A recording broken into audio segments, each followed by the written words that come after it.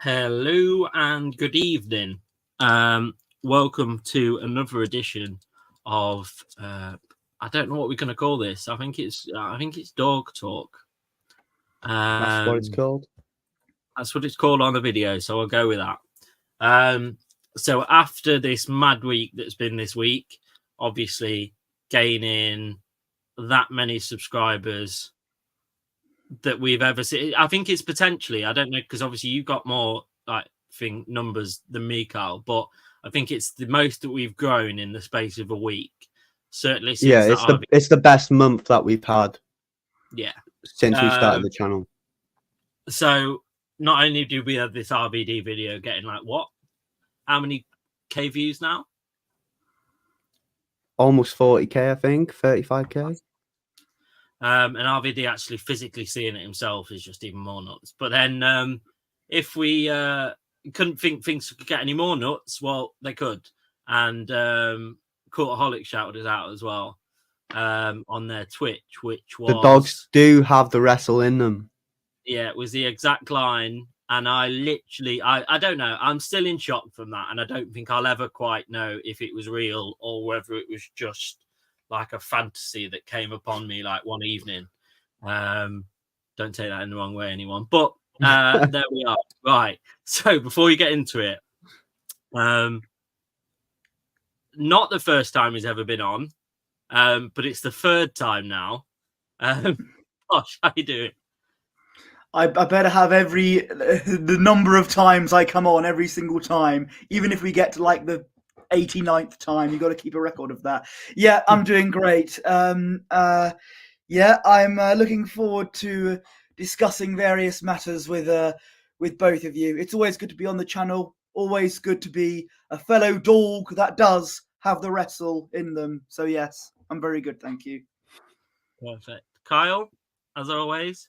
I don't think I've ever, I'm going to say this, I don't think I've ever heard you say once when we've been on these streams that actually you're not anything that are okay. So I'm always okay. Always.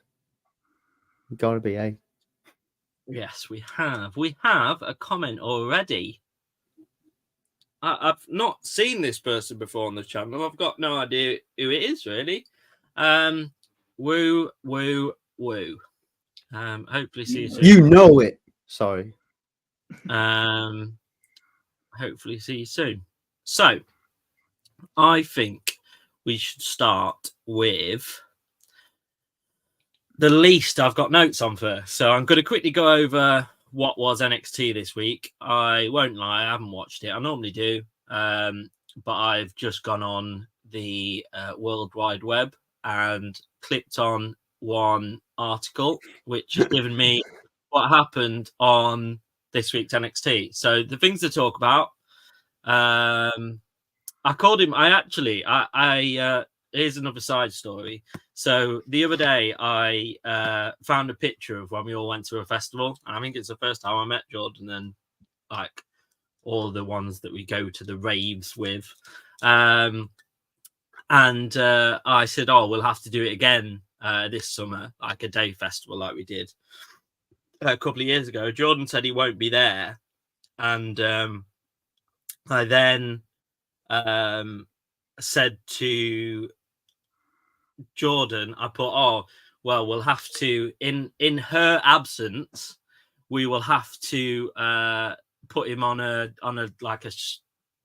FaceTime while at the festival, so it's like he's there. So I basically called him a she. So from now on, I've called him Jordana, but we Jordan. Yeah.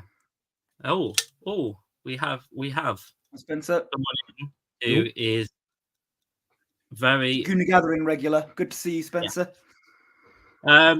If you want to come on, Spencer, let us know, and I'll send you the link. You're more than welcome to come on. Right. So, has he got Instagram? Invite him to the chat, Sam. I think he was in the chat. Is he in the chat? Is he? Yeah. I'll send him. The link's in there. I don't know, actually, has he got Instagram anymore? Because there's someone that's in our group that it says, just says Instagram user, and the only one that isn't in there is Spencer. So, Oh, and speaking of Gooner Gathering, look who else is in the chat. I'm in the WhatsApp group. Hang on, I will post the link in the WhatsApp group. So I will go back to what I was saying. We'll eventually get there. So NXT, there was two things that that was of interest to the bigger picture of NXT, and that was that Roxanne Perez is the new number one contender, and that Braun Breaker and Baron Corbin are in a tag team, and they're like tearing the competition apart in the Dusty Rhodes Classic. I think they've got to be favourites for it. And that was all that I had for NXT. So we'll quickly go over that. So next, I'm going to go Dynamite next, so then that we finish on Raw before we talk about the Rumble. I got rid of Instagram. How dare you? That's my favourite. But yeah, I still on the clock. We'll just hang out in the chat. No worries. No worries. We'll have you on soon, I'm sure. So, Samoa Joe started off Dynamite, came into the ring, like said, "Oh, now I'm the champion around here. Opportunities must be earned; they won't be given." I did beat Hook last week, and anybody that comes in my way is going to have the same fate, basically, and be strangled and whatever. So Hook then came out, said, yes, you did beat me fair and square. Went up to his ear, like whispered in his ear and went, but I will see you again soon. Obviously, he didn't actually whisper, but that's what it looked like. And then Samoa Joe basically said, get the security, get this man out of my ring. So, yeah, that's what happened with that one. I wanted to get your views on a very completely different champion to what they've had in MJF. Do you think it's going to be a long run or a short one? Posh, come to you first. I think it will certainly be shorter than MJF's run, I reckon. But what I will say is Samoa Joe, he looks like a champion. I think the way he dressed as well, like a very smart boy. And he has an entrance like a champion as well. So I'm looking forward to seeing what happens in his run, because I think he does.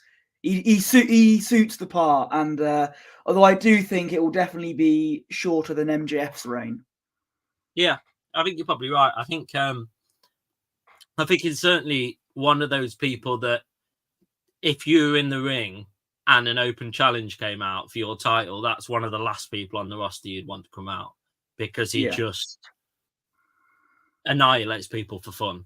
Apart from when he came to London and CM Punk beat him, which was the weirdest thing. Like, obviously obviously we didn't know what had happened during the CM Punk thing before, but that was the weirdest thing, because you had half the match where CM Punk was just getting flattened, and then half the match where CM Punk suddenly was able to pick him up and throw him around, and I was like, it's not really sitting that well with me. Carl, I'll ask the same question. He was mysteriously never seen again. Yeah, mysteriously never seen again. Well, I agree with everything Posh said, really. I haven't seen too much of Samoa Joe in AEW, but yeah, he's championship tier superstar, you know. So yeah, I agree with Posh. Shame that WWE dropped the ball on him, but on the main roster anyway. See, yeah, definitely. The problem is, though, I often think you see the best realistically, you see the best out of wrestlers when they're outside of WWE. Had Samoa Joe been in WWE, it would have been another one of the... Because what they tend to do with people of the size and stature of Samoa Joe is just go, right, you'll come in, you'll obliterate people for 2 weeks, you'll then get everyone scared. Then after you've got everyone scared, we'll let you fade into the background and somebody else big will come in and take over. That's basically how it works. So actually, when we think about this, like, for example, me and you, Kyle, were talking about on stream before about Braun Breaker coming up to the main roster. And I'm thinking he's great in NXT because he is allowed to somewhat have creative elements to his storyline. Whereas what happens with NXT stars that go up to the main roster, they then get completely taken over. They've got to do everything by the book, and they either fade out completely into the background and just become like a tag team wrestler that is mid card, or they become sort of a Sasha Banks type, or an Oscar. But there's not that many. Like if Finn Balor didn't have the Judgment Day, he'd be one of those wrestlers now too, and he's one of the best that's ever come up through NXT. So yeah, I always really enjoy the wrestlers when they're in NXT, and then when they come out of it, I'm like, oh yeah, it's exciting, like, oh, and then it's kind of, oh yeah, they're just going to go back down to how they were.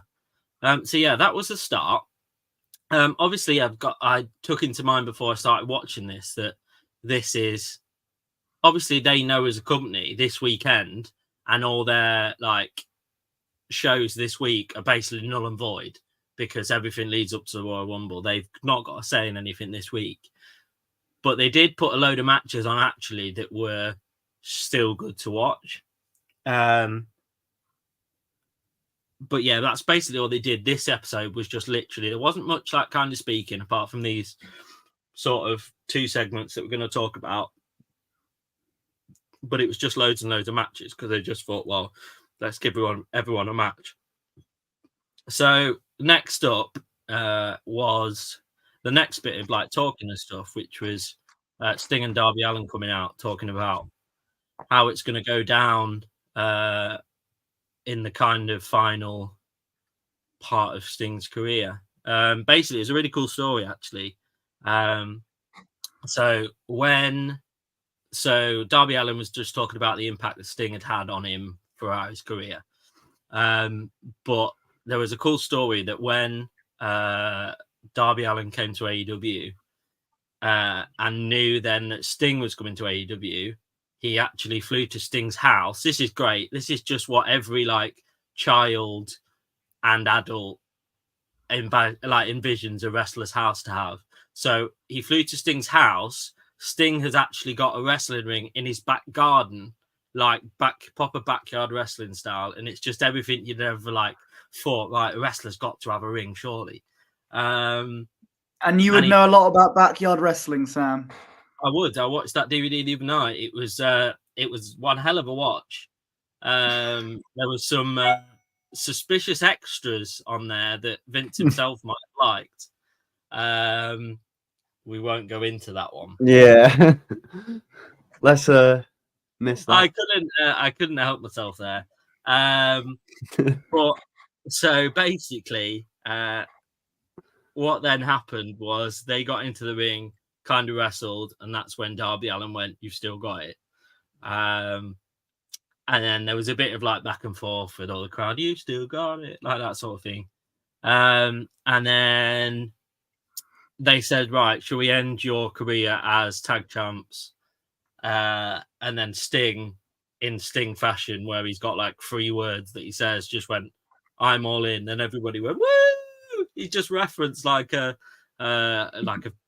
famous AEW like line. It's a wrestling reference in a wrestling show. Woo! So yeah, that was that really. I guess this is a question for both of you again, just kind of open question. What do you think happens with Darby Allin when Sting goes? Because obviously all of his AEW career, so as of so far, basically Darby Allin in this last sort of like since he's become one of the main players in AEW, has been always Sting. Like it hasn't been any singles at all. Yes, he's an amazing wrestler. Yes, he'll probably still do things, but most of his storylines have been teaming with Sting in various forms.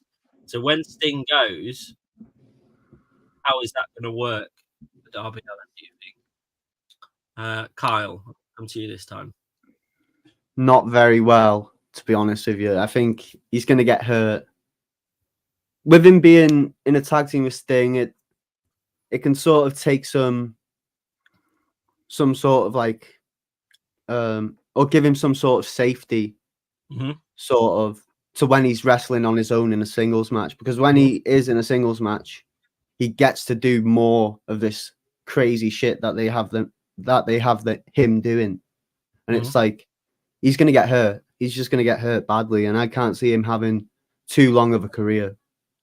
Yeah, Sadly. it really hurts me to kind of agree with that because he's my favorite in AEW, like just for the way He's fun to watch. He's really fun to watch. You know the what I way mean? like he gives it all in the ring and like leaves nothing at all, like at all. So it really pains me to kind of agree, but I think he knows that. He made reference to that. He said that people have told me that I will retire before Sting if I carry on at the same pace and stuff. Posh, coming to you. He's had some highlights pre-Sting, Darby Allin. I mean, he fought Mhm. CM Punk in his first return match, and I think he fought in the very early stage of Dynamite. He fought Chris Jericho, I believe, when he was the champion. Whether with the stacked roster AEW do have, Darby Allin will try and be one of the main players in that remains to be seen. But it's going to be it will be more of a struggle being with Sting for a lot of the time. Sting has been there, and then when you've got a roster that's very stacked like AEW, it might be very difficult being trying to get back into that fray. But it's a case of wait and see, really. But yeah, I still do really hope that. I think a really good one would be like a little feud leading up to a big pay-per-view with Orange Cassidy for his title. Orange Cassidy is he's gonna hold it forever and a day by the looks of it. But I think that would be really cool. I think there's quite a few wrestlers that he could have really good matches with. It's just whether, I think it's just how AEW like work around it and try and book him. That's the harder part. Having like going to be like Sting's not going to be there anymore. So I'm going to catch up with the comments. So I blame the training drills. So I'm guessing that's I'm sure Tony Khan's in-show management is better than the person that you're referencing, Guna Gathering. And I'm going to stop before I get in trouble again referencing another sport. You're all right. We've kind of got over that bridge. We're kind of in a level playing field at the minute. Just a bit slightly angst about the transfers and stuff like that. But so I think Darby Allin goes to the top and Sting is holding back. Interesting viewpoint. I think it's been quite a good angle, but I think they've probably carried it on a lot more than they potentially should have done. I think Sting would have preferred to have his final match, maybe a singles match rather than a tag team match. I don't know. That's not me speaking for somebody else, but I would. Yeah, I think if you want basically if it's your final match and you've had a career like Sting has, I think you would want it on your own. But hey ho. On that note, I'm going to just kind of blend the two things. But I don't know if you both saw John Cena talking about his retirement match, and that if he has a retirement match, he would like it to be at the O2 because he believes that UK wrestling fans are the best around, which obviously they are. And I think he's always, to be fair, looking back at it, he's always held like the UK in high regard. He's always spoke about like how he enjoys wrestling in the UK the most. And I think that's, when you look at it, I think that's most American wrestlers always come over and say that they love the kind of no holds barred kind of banter that we have in the crowd, and just the way that we appreciate wrestling more because maybe we don't get to see that much of it. I think they often say that. Just quickly that would have been a really good match, to be fair. That would have been torch incredible. passing moment that would have been.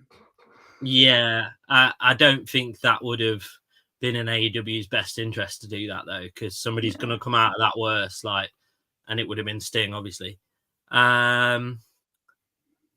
Yeah, it is. It's a mad story to say that they basically said that he wouldn't wrestle again. And he did. It's nuts. UK fans do it better. I chanted shoes off if you hate Gibson at NXT UK for 30 minutes. I so wish I was at those shows because they just, Apparently, at Money in the Bank during the main event, the fans chanted "Stand up if you hate Roman," and they were told to sit down by the security. To which they then chanted "Sit down if you hate Roman, sit down." So yeah. Yeah. The interesting sense of humour the UK fans have. It's just like unmatched, though, isn't it? Like when you go to any sporting event, like you see those videos of like UK chants versus American chants, don't you? You just like cringe, like you literally just like, oh. But yeah, so basically he said, "I'm all in," and then it cut to the tag champ said, "Oh yeah, they're gonna like make it so Sting doesn't make it to the match and all this and yabba yabba yabba," and then said accepted. Trios championship match, the Acclaimed and Billy Gunn stayed trios champs, and then Edge won the main event. Said he's never been hit this hard ever, which I would question that statement because it was a very kind of sensible match. Like, yes, he might have Suzuki might have hit hard, but I doubt all the Edge has been in, if that's actually the truth. I want to reference back to all the WrestleManias he's been in and all of the pain that he's gone through from the top of ladders. TLC I'm matches. pretty sure that there's been Jen in more set on fire against Mick Foley. Yeah, exactly. That was him. I just didn't want to. I was thinking WrestleMania 22. I know he got set on fire for a table, and I was thinking, just don't get this wrong because you'll never live this down. So I didn't do it. I just said, "Oh, WrestleMania." So he said, "Oh, hardest I've been hit." Put his hand out and said, "Oh, fair play." Suzuki just completely blanked him, like growled at him, basically. Growled at him, and then just kind of walked out the ring. That he didn't even walk up the ramp; he walked up the side of the ramp, like in an old wrestling Here Comes the Pain game, where you could just walk wherever you wanted. He walks up the side of the ramp, not even along it. Like all the fans were like going to shake his hand, he just literally ignored all of them. And then to finish the show, Ed said he's coming for Christian, and Christian's never been in a match that was as hard hitting as that one. And I'm thinking, again, that's not the truth. But there we go. A bit of wrestling politics there. So. Sorry if I keep looking round, by the way. It's just that one of my cats is here with me, and she's fitting in a lot of tight spaces. She's under my desk. Hetty. Oh, there's me trying to not make another joke.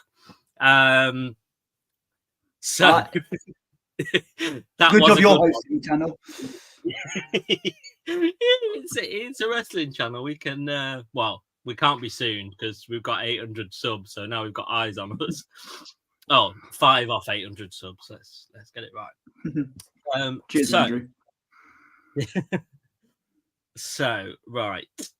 Have you got anything else to say on AEW type matters, gents? I mean, I haven't really seen much, so I can't really speak on anything else. Posh? No. I mean, I saw Samoa Joe's promo at the beginning, but I didn't see much of else from AEW. So that's what happens when it kicks off. It airs at 1 a.m. But yeah.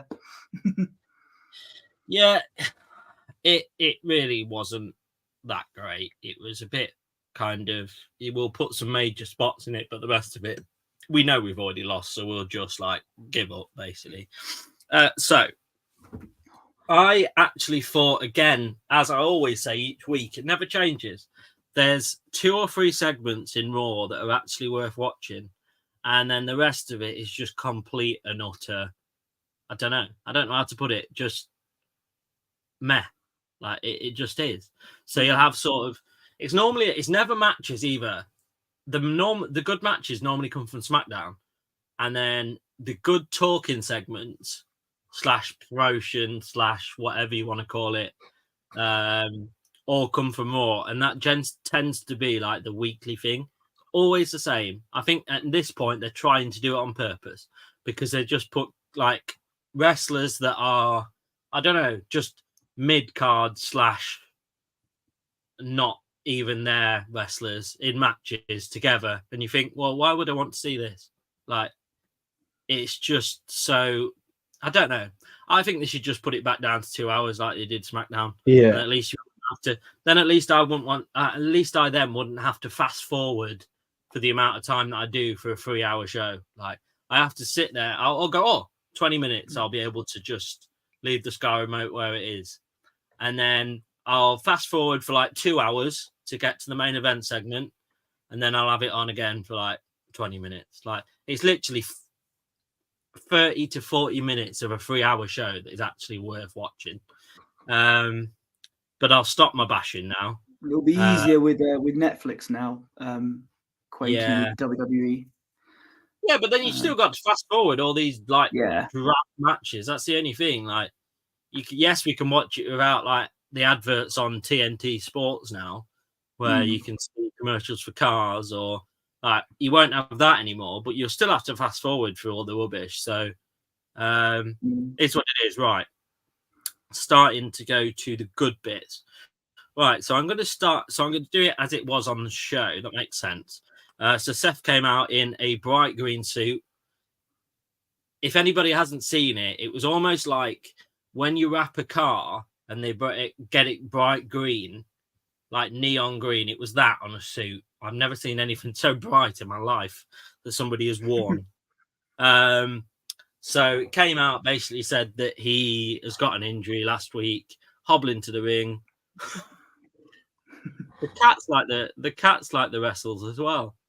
Say hello, Hetty. Yeah, okay. Oh, sorry, carry on. So came out, basically, he didn't have to put 2 and 2 together to know that he was injured because he was hobbling to the ring. Stepped in the ring, said, I'm injured. And I was like, oh, shock. I didn't know that already. Hasn't been reported since like last week. So he's injured and started going on about it could be a long time out. So to get everyone a bit like teary-eyed and stuff like they'd like to do.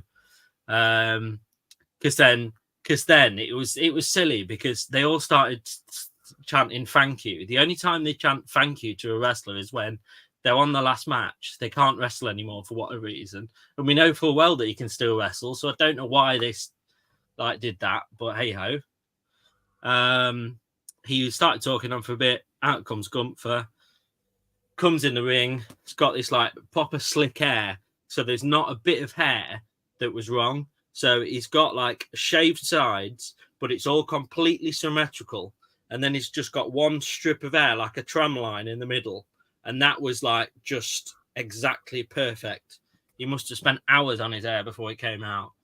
And he literally must have got the barber, if they must have a barber at WWE, and they must have got it to They cut do. it. Brutus Beefcake is there backstage, apparently. They must have got it cut, so it because it was just perfect.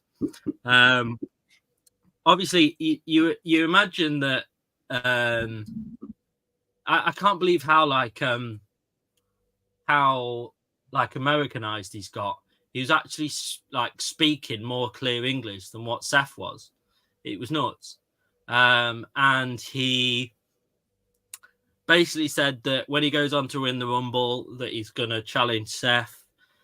Seth then said, well, I don't care what the doctors say, which is a bit silly if you ask me, because it's not like a little injury. It's a really it's a painful, long-winded injury that he's got. Because it's like ligaments and stuff, isn't it? I can't remember the exact. Maybe I should write that down, but I've missed that. MCL, that's what it is. Yeah, MCL. So it's basically like one that takes a long time to heal, and then you've got to rehabilitate it as well. So to say that he's going to be ready for Mania is going to be nothing short of, I don't know. Well, and then the thing is, though, when you have any injuries in wrestling, if you go back before you're actually ready to go back, you then risk not being able to wrestle again at all. Because if it's okay if you were going back to play lawn bowls or carpet bowls, you're not going to put that much stress on your body as if you're throwing yourself around the ring with sweaty men that aren't really going to care if you're injured or not. So if he comes back before he's not ready, that's on him, of course, but it's not great if you're a wrestler, I must say. So he basically said, whatever the doctors say, he'll fight at Mania. I wonder who told him to say that. But yeah, any thoughts on that? I think when Gunter came out, I think they were trying to get someone who, could potentially win the Rumble that isn't Cody or CM Punk, because that's all we're hearing at the moment. I think WWE were trying to get a third person in there to go, oh, look, he could win it as well. But I think Gunter will have a very good run in it, but I can't see him winning, famous last words. But I think he will have a fantastic run in the match. But yeah, maybe they're teasing another match down the line or something. Yeah. That's what I think. I'll go on what I said last week. I asked Carl and myself just a quick one name for who's going to win the Rumble. I still think I'm right. I still think the Sandman's going to come out as number 30. Yeah. And jump straight from the top of the arena, wherever this arena is, onto the ring, flatten everyone that's still in the match, and just toss them over one by one. So, Kyle, anything to add on that wonderful green suit and trousers that Seth had? Well, I was just trying to think in my head while you were saying all that. What is going to happen with Seth? And that's why I was going to ask you to, what do you think is going to happen with Seth? Because I can't seem to think of anything that they can do that's going to please the fans other than give them a match. And we don't want to see Seth get injured even more. You know what I mean? Like you said. So I don't know what's going to... a moment where he stays under the ring till number 30 and then waits till number 29 and 28, completely knackered, comes into the ring and flips him. But yeah, Seth's not in the Rumble, so he needs to have put his feet up this week, I think. I don't know, really. It's just bizarre, isn't it? It's a bizarre one. I agree with what Gooner Gathering's saying. They won't use them until Mania, because I'm not a medical expert, but MCL is not exactly something to work through. No, something to mess around with by the sounds of it either. So I want to just highlight one point before. So obviously, if you don't know about this, you have been living under a rock the past couple of days. But Netflix have made an agreement with WWE that from 2025, quote me if I'm wrong, 2025, that Raw, some pay-per-views, they haven't alluded which ones, but some pay-per-views and Raw will be on Netflix. Don't know the state of SmackDown, NXT. I know the state of them in America, but that's not really anything to us. I don't know anything on the state of what's going to happen to them in terms of whether they're going to stay on TNT Sports like they're on now. I know the NXT has gone to the network, but reports came out before we came on air tonight that the network's ceasing as of 2024. So we kind of had a little talk before we came on stream, me and Kyle, because I just thought, what's going to happen to all of the content that is on the network? So, i.e., all the old pay-per-views that they've got. Yeah, the archive content. That's what I was thinking. All of the kind of original series they've made. They've even got a couple of other brands now, I've noticed, on smaller indie brands on the network as well. So, yeah, I don't know what happens with them. I was reading that somebody said, they'll all go on Netflix, but that's not possible, I don't think, because then I don't think Netflix would be happy with that, because then Netflix will just become WWE Network. Yeah, it'd be because think about how much is actually there in the archives. So much. Yeah. So I don't really know how it's going to work. Obviously, we'll find that out. But yeah, it's a weird one. But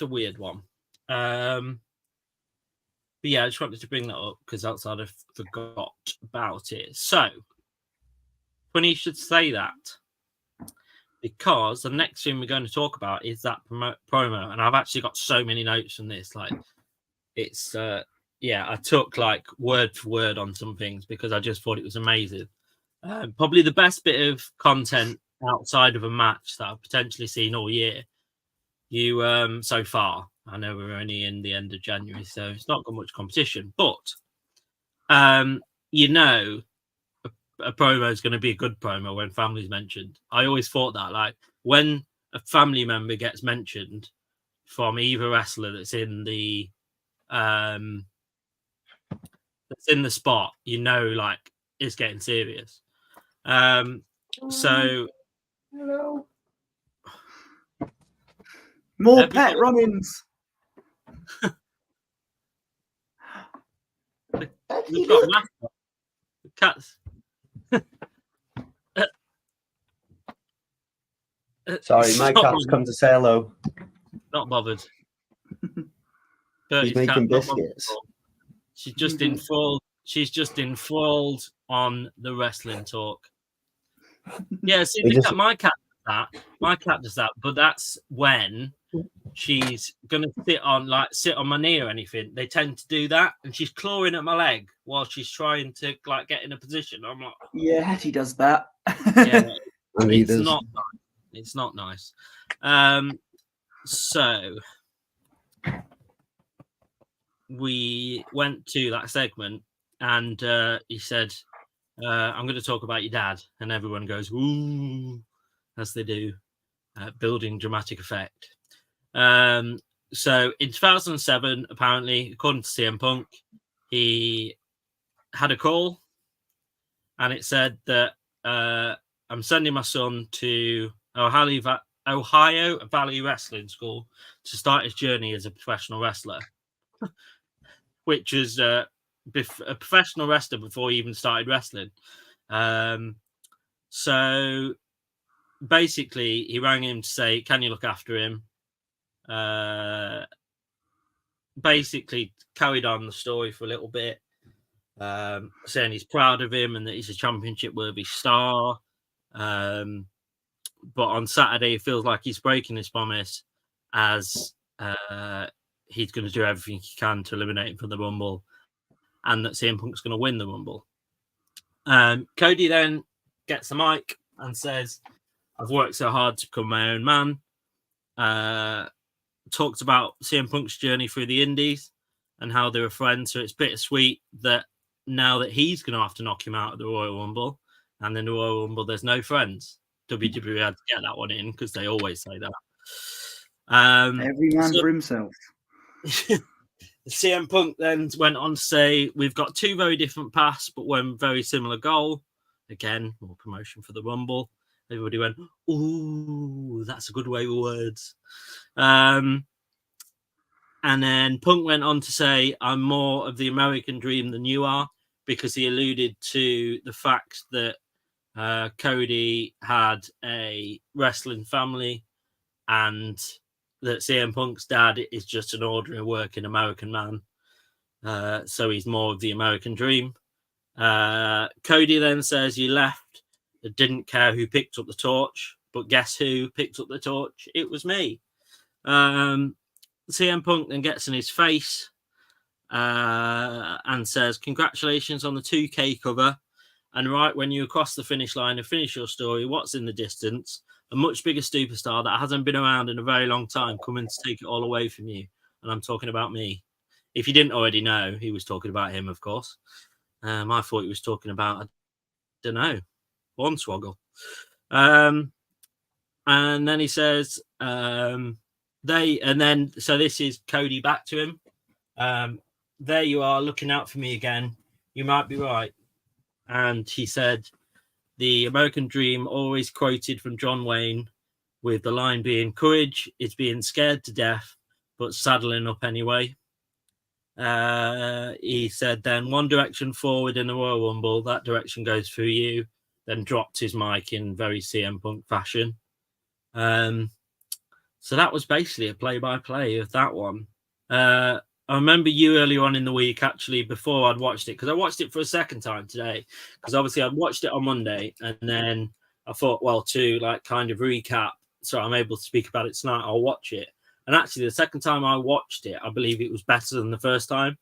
But I remember, Posh, you sending it to the group chat and saying on Monday that everyone should go and watch it. So I'll come to you first. I mean, it was fantastic, a very fantastic segment, and I think those are your final two in the Rumble. And you know what? This is a bit of a Rumble prediction here. Not only will they be the final two, but they'll probably be the first two as well. A bit like Undertaker and Shawn Michaels in 2007, 2008, around that time. That's what they'll do. They'll kind of build the Rumble around Cody and Punk as the first two. To get to the final two, they'll have a bit of a match themselves. That's what I think. And just almost lost for words because it was very good. And saying, Punk saying, "I'm more of the American dream than you are." Yeah, that was a good line there. So a very good promo between those two.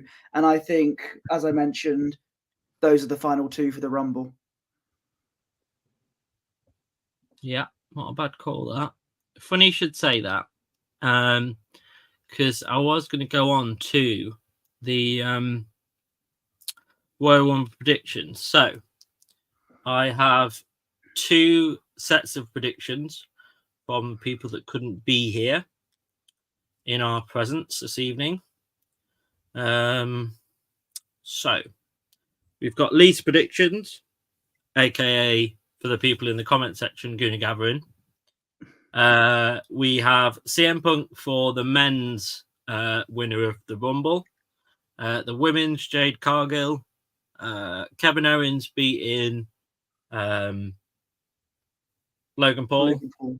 And then Roman winning in the Fatal 4-Way match with Randy, LA Knight, AJ Styles. I believe that's all the matches. I feel like when I looked at it, the card this afternoon, I felt like I was missing a match because it's weird to not have a pay-per-view with like a Divas title match.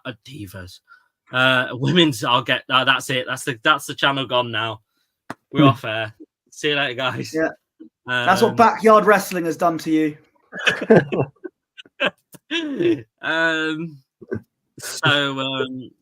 So yeah, I'm just going to double check that is all the matches because it seems weird that we don't have a title match from the female section of the wrestles.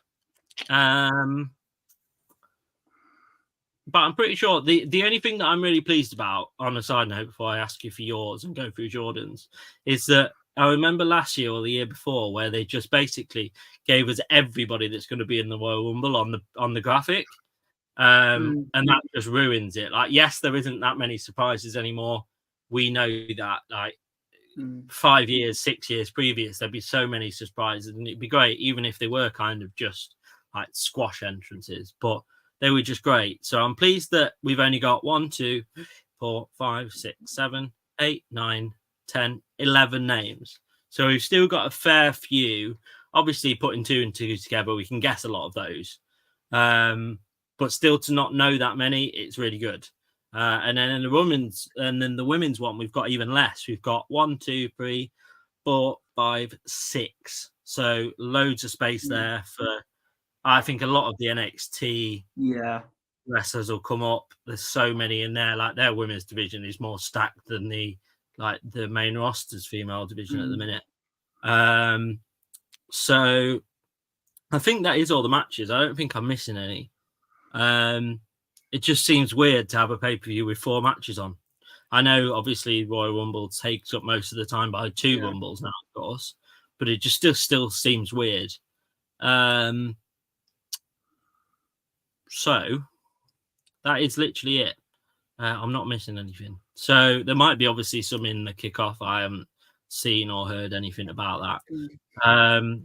But we're going to Jordan's quickly. Jordan's got Gunther winning the Rumble, Bailey winning the women's, Logan winning the US title, and then Roman winning the Fatal 4-Way.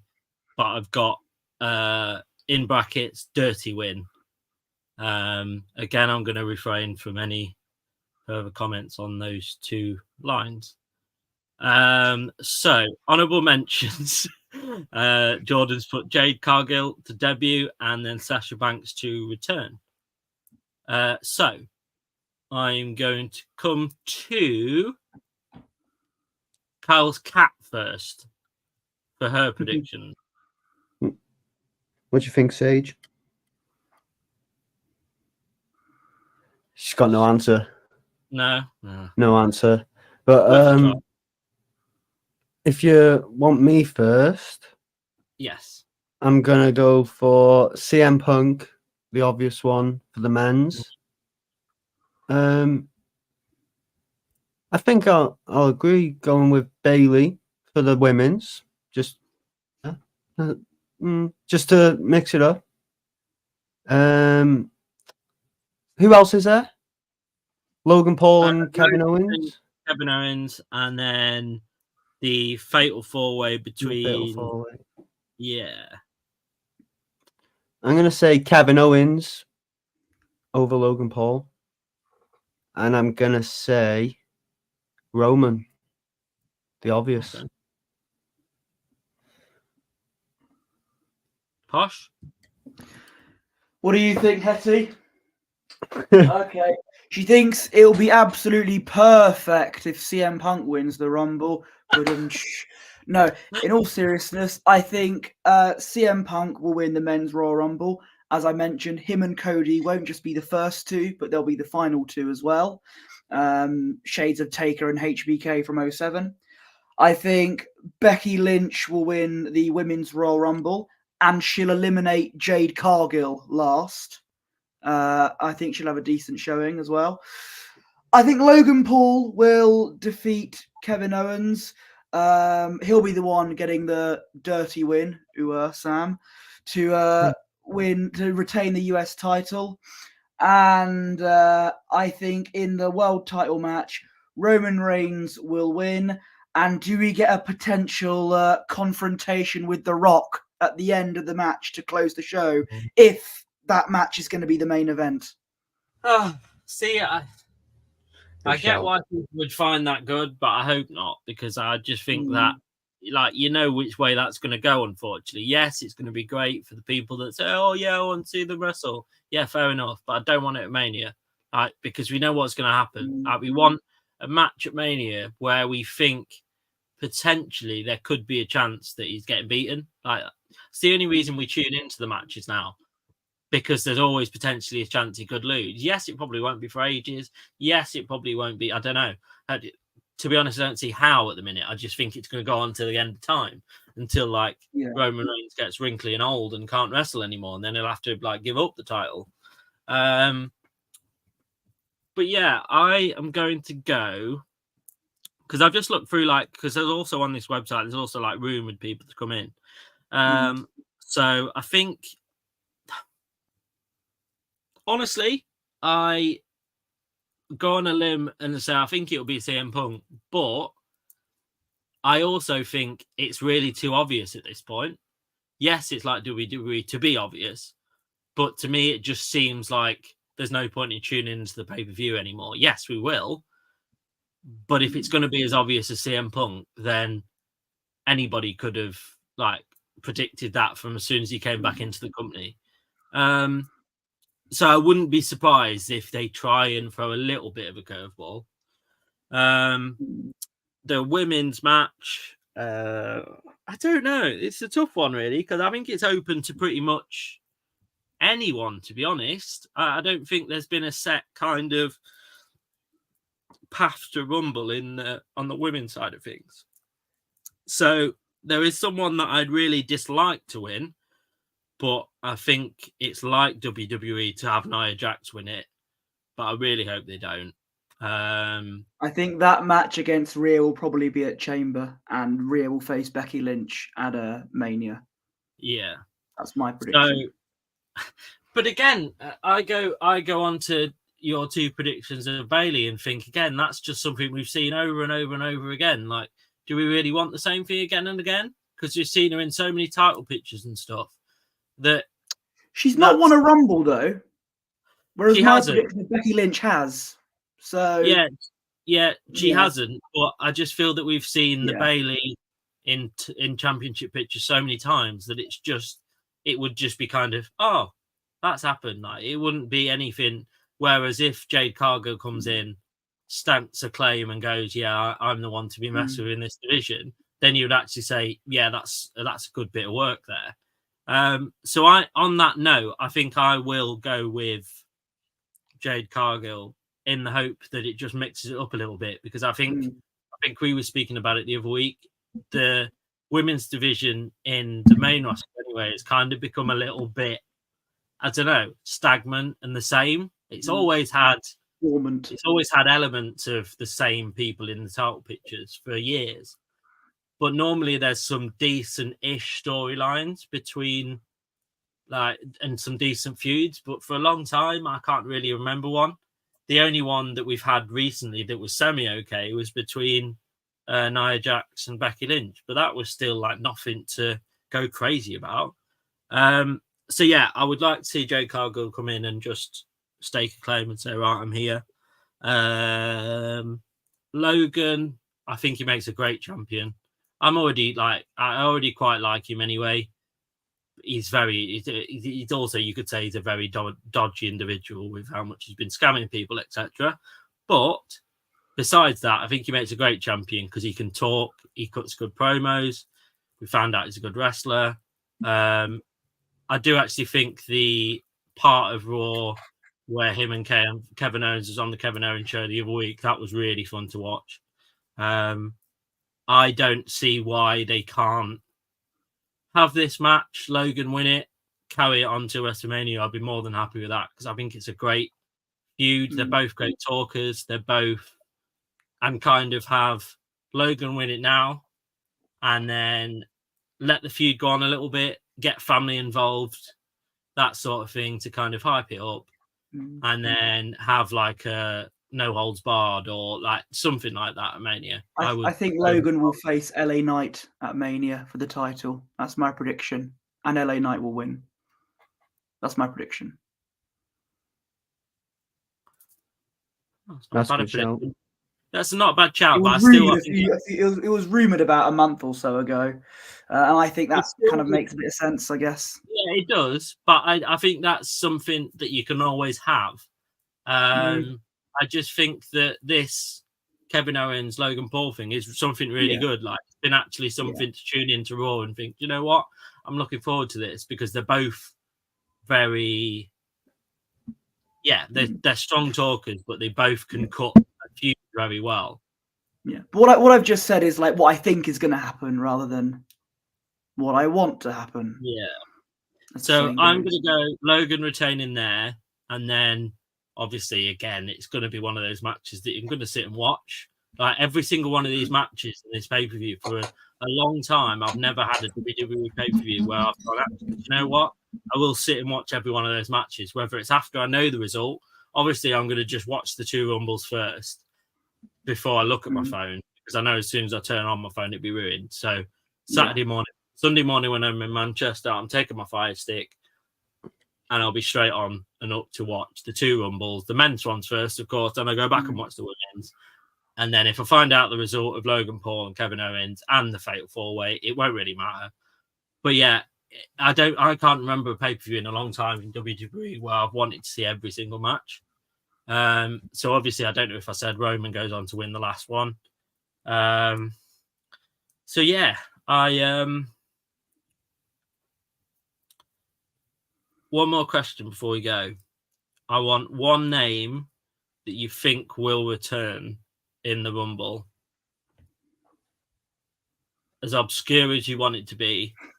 I'm going to ask you to and not make one myself, because obviously I've got this article in front of me that's got the rumored one, so I would just be cheating. So, going to go with Posh first. Oh God. Which who would return in a Rumble that would make absolutely no sense whatsoever, but would be somewhat amazing nonetheless. Let me think. Let me think for a minute. Go to Kyle next.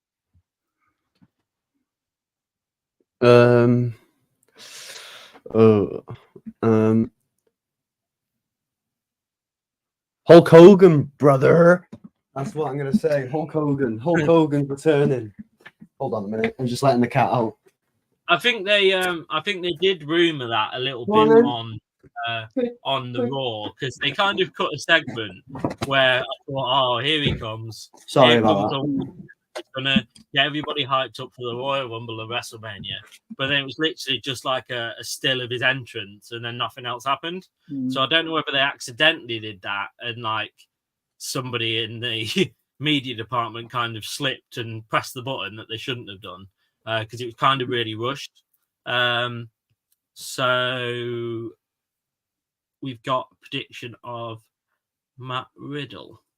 Don't think that works though, because I'm pretty sure he's in New Japan, isn't he? And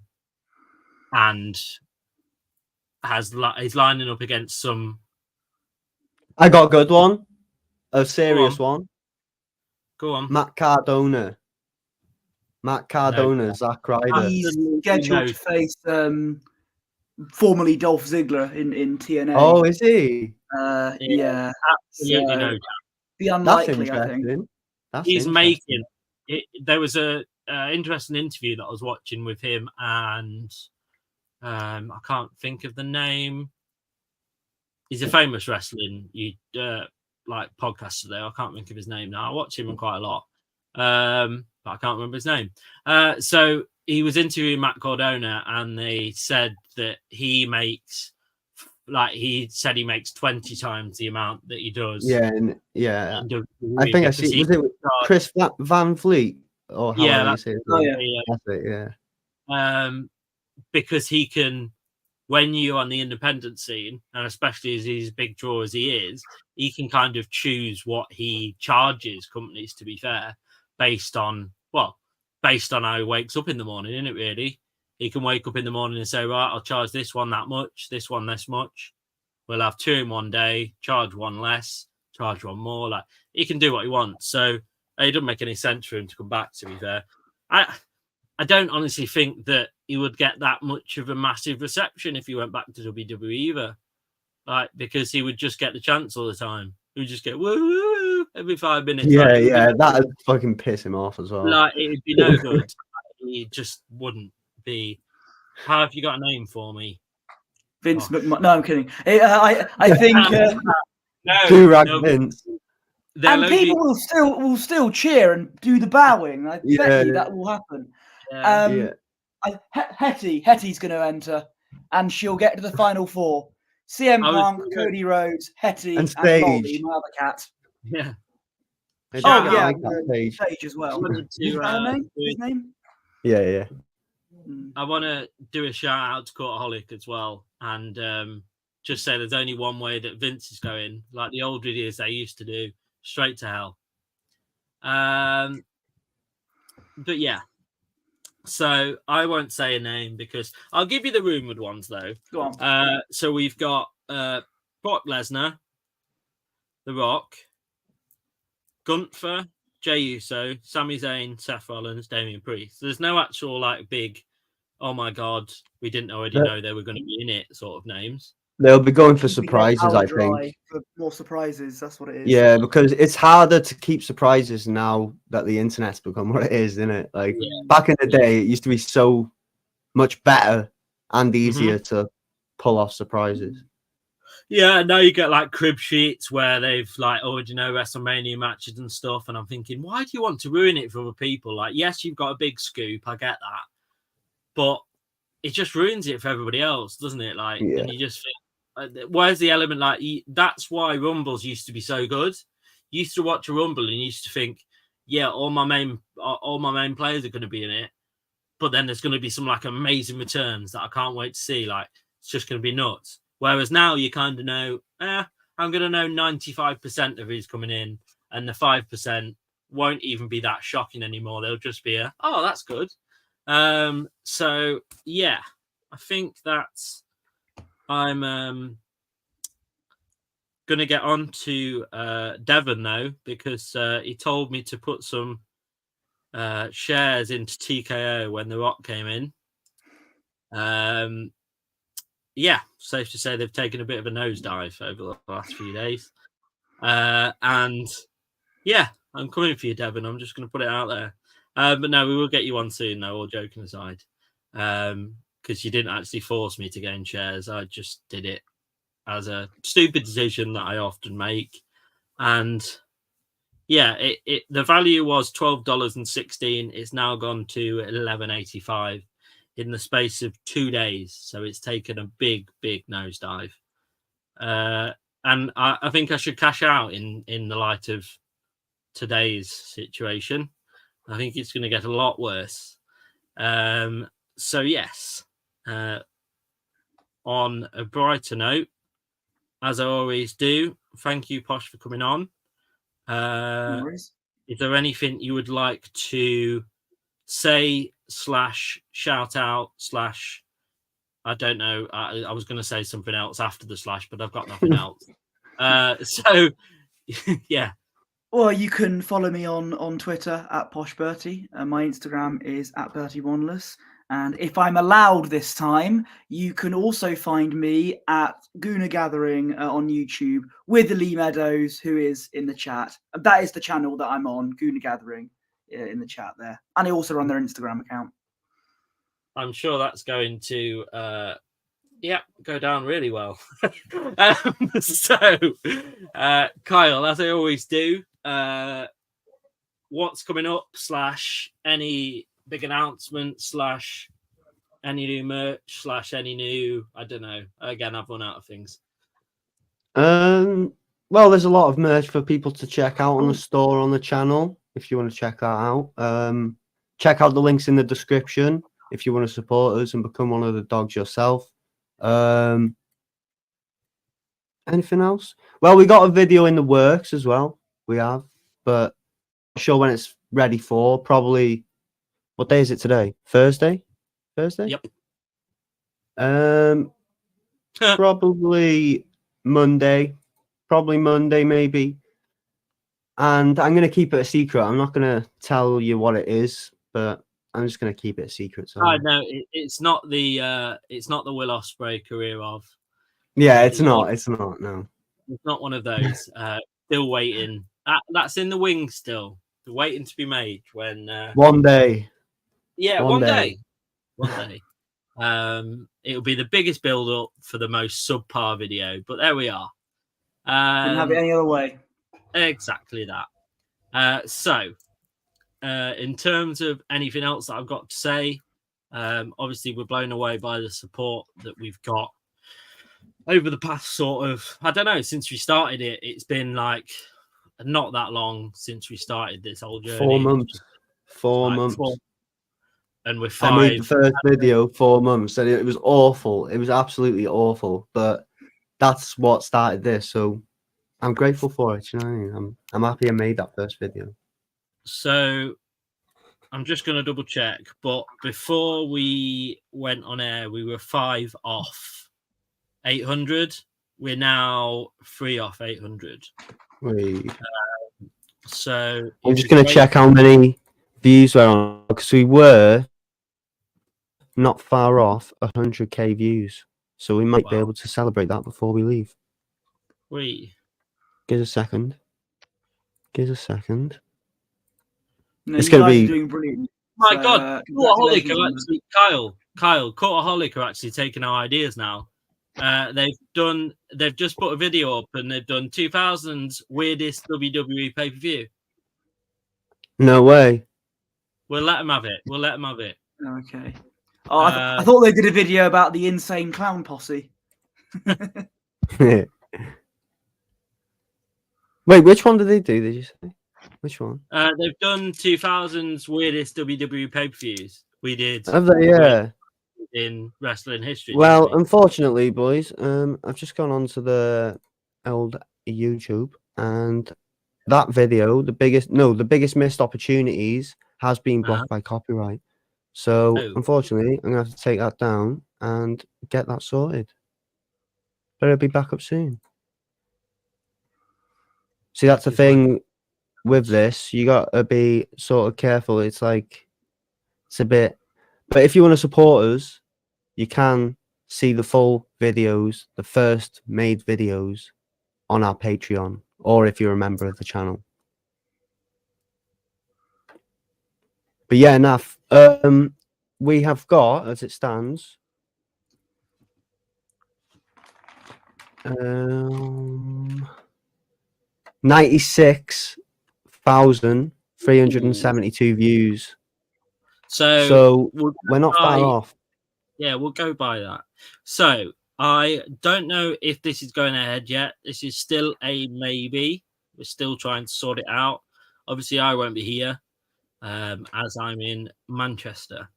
But Royal Rumble, it's been touted that 2 of our members may be around to stay up, to potentially try and stay up during Saturday's big event. But I'm going to put that as a maybe because we haven't officially said that that will happen. If it doesn't happen, we will plan to be back early next week, hopefully Monday, if we're all free, of course, to kind of do a little review of the Rumble / how we all got on predictions wise.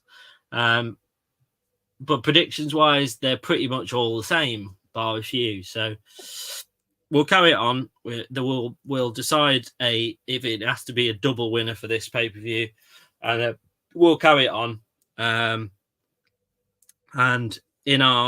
if we win one, next to our name, we'll put like a little one, so then we can see who's actually winning in terms of predictions. So yeah, I think that is all that I've got to say anyway. Yeah. So if everyone that watches this has enjoyed it, thanks for tuning in.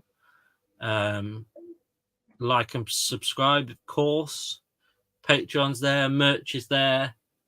So yeah, enjoy the Rumble, and we shall see you next week, if not before.